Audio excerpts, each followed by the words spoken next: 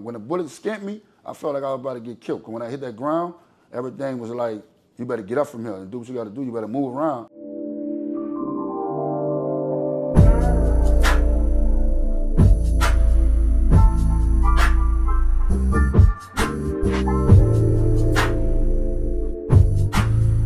Was being robbed a traumatic experience for you?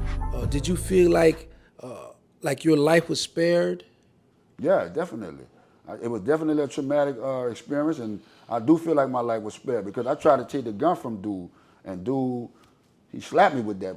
I ain't gonna say the word I want to say, but he slapped me with that mud, trying to get it from him or whatever. He slapped me in the head with that thing and said, man, I get from back here.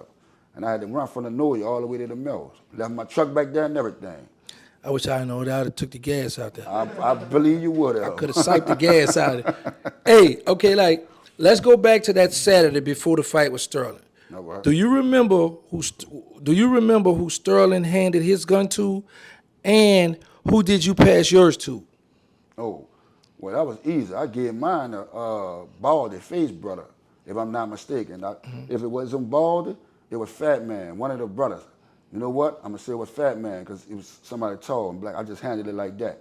I don't remember who Sterling handed his to, but it was one of those dudes close to him. It might have been Hot, might have been somebody else close to him, but I know before the fight he handed it off and, you know, we done our little thing or whatever, but yeah. Do you remember what kind of gun you had at the time? A 9, a Ruger. Sterling said, remember what you did after the fight. Right. What do you think he meant? The fight, just period. Just like, I feel like when we fought, I felt like I won the fight. I felt like he felt like I won the fight. And he was telling me, remember that.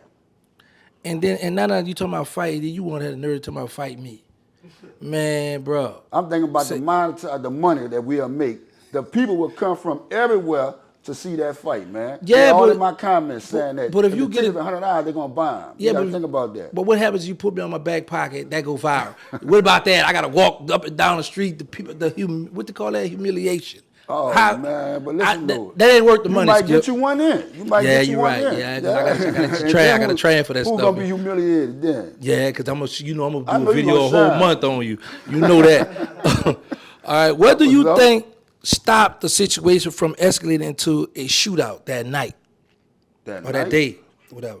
Well, after the fight, I saw like dudes grabbing him and telling him, come on. I feel like he didn't want to do it right then and there too. I also feel like that, but I also feel like someone was like, man, come on.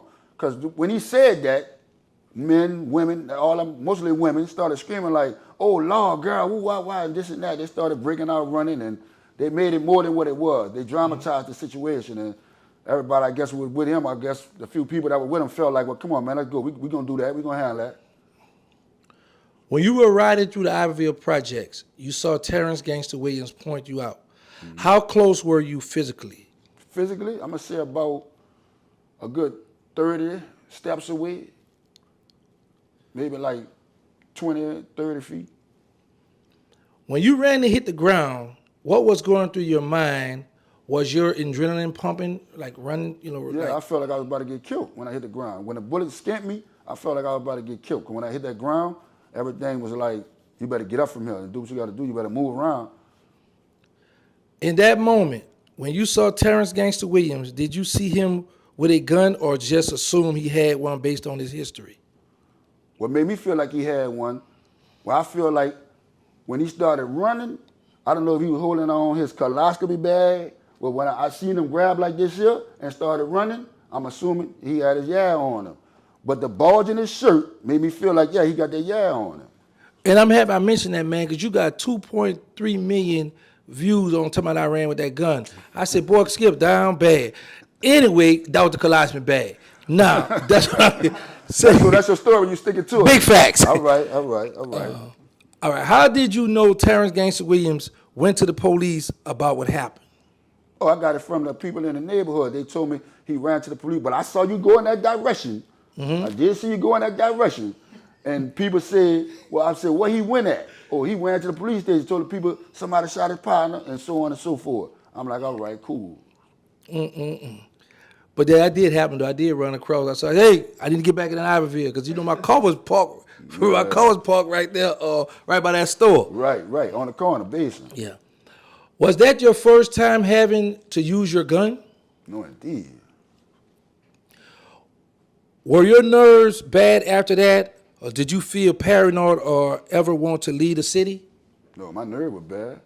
Definitely facts. I mean, if anybody go through that type of experience, they gonna know, what I'm saying, it's about to get real, or it's gonna be, my mind frame was thinking retaliation, so my nerves definitely was bad. And to see that all those dudes out the Melph and out the Calio and out the Iberville was coming to me and giving me guns and telling me, you better get ready.